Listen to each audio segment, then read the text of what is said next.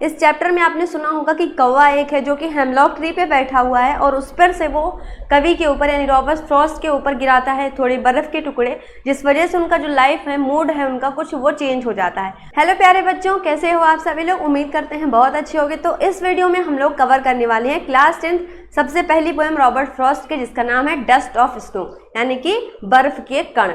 तो यहाँ पे जो बर्फ के कण है उसका यूज़ क्यों किया गया है? इस चैप्टर में आपने सुना होगा कि कौवा एक है जो कि हेमलॉक ट्री पे बैठा हुआ है और उस पर से वो कवि के ऊपर यानी रॉबर्ट फ्रॉस्ट के ऊपर गिराता है थोड़े बर्फ़ के टुकड़े, जिस वजह से उनका जो लाइफ है, मूड है उनका कुछ वो चेंज हो जाता है। पहले तो वो निराश रहते हैं, लेकिन जब वो गिरा देता है उसके बाद से उनका मूड चेंज हो जाता है और अपने ख़राब समय जो कि वो समय ऐसा जो पश्चाताप करने में बिता रहे थे वो अब कुछ नया क्रिएटिव करने में निकालते हैं।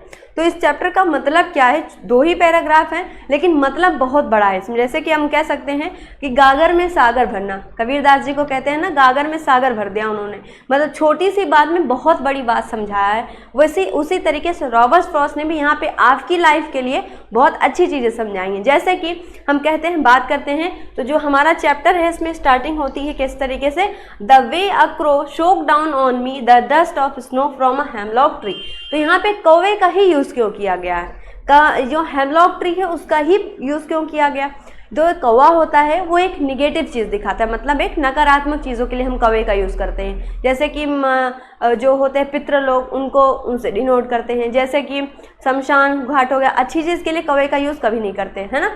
फिर उसके बाद जो हेमलॉक ट्री होता है वो क्या है? एक विषैला पेड़ है, वो भी क्या है? नेगेटिव। जैसे कुछ नेगेटिव चीज़ें होती हैं जो आप बोलते हो, जैसे अक्सर आप कहीं रास्ते में जा रहे हो, काली बिल्ली ने रास्ता काट दिया, तो कहते हैं अरे भाई ये तो बिल्ली काली है, इसने मेरा रास्ता काटा, अब हमारा काम अच्छा नहीं होगा, है ना। लेकिन वैसे ये चीज़ें नॉनसेंस होती है, ऐसा कुछ नहीं होता। अगर आप अपने माइंड को बिल्कुल स्टेबल स्ट्रॉन्ग रखते हो तो ऐसा ये सब चीज़ें कुछ मायने नहीं रखती। कभी सुना होगा कि जिसका नाम हम ले रहे वो व्यक्ति अचानक से आ जाए तो कहते अरे भाई तुम्हारी उम्र तो 100 साल है, तो तुम 100 साल जियोगे। ऐसा होता नहीं है ना। तो ये सब कुछ ऐसी अफवाहें होती हैं, ठीक है। तो कहते हैं कि जो नेगेटिव चीज़ें हैं उनसे भी, जो कवि हैं रॉबर्ट फ्रॉस्ट, कहते हैं कि नेगेटिव चीज़ों से भी आप कुछ नई चीज़ें सीख सकते हो। जो समय आप खराब कर रहे होते हो उस समय का उपयोग आप एक नई चीज़ों को खोजने में, नया चीज़ क्रिएट करने में कर सकते हो, है ना। तो स्टोरी को स्टार्ट करते हैं, लाइन बाय लाइन पढ़ते हैं। क्या है? द वे अ क्रो शोक डाउन ऑन मी। शोक डाउन मीन्स होता है गिरा देना। द वे अ क्रो, जिस वे में, जिस प्रकार से उस कौवे ने मेरे ऊपर क्या गिराया? द डस्ट ऑफ स्नो, मतलब उस बर्फ़ के छोटे छोटे कणों को मेरे ऊपर गिराया। जैसे देखो बर्फीला एरिया है, वो हेमलॉक ट्री पे बैठा, जैसे ही वो बैठा वो झड़ झड़ करके उनके ऊपर गिर गया। फ्रॉम अ हेमलॉक ट्री, किससे? जो हेमलॉक का पेड़ है उस पे बैठे हुए कौवे ने जिस प्रकार से मेरे ऊपर जो बर्फ़ के टुकड़े हैं उनको गिराया। फिर आगे कहते हैं कि has given my heart a change of mood. Has given my heart, मेरे हृदय को एक बदलाव देता है। क्या? मेरे हृदय को एक बदलाव प्रदान करता है। कौन? वही तरीका, जिस तरीके से जिस कौवे ने उनके ऊपर वो बर्फ़ के टुकड़े गिराए। कहाँ से? हेमलॉक के पेड़ से।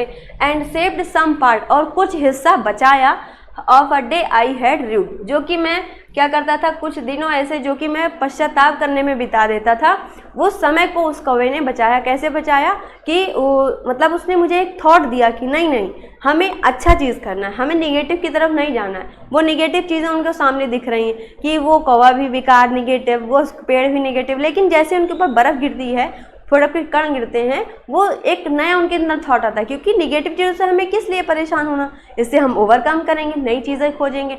तो ये सभी एक हम कह सकते हैं कि नैतिक शिक्षा है हमारे जीवन के लिए कि नेगेटिव चीज़ों हमें नहीं जाना, बस हमें पॉजिटिव सोचना है, आगे करते रहना है, ठीक है। तो ये पूरा समरी है हमारे इस चैप्टर की, लाइन बाय लाइन एक एक चीज़ मैंने आपको समझाई है। अच्छा लगे जो स्टोरी है, अगर मेरा पढ़ाने का तरीका आपको पसंद आता है तो ज़रूर वीडियो को शेयर करिए और चैनल को सब्सक्राइब कर लीजिएगा। Thank you.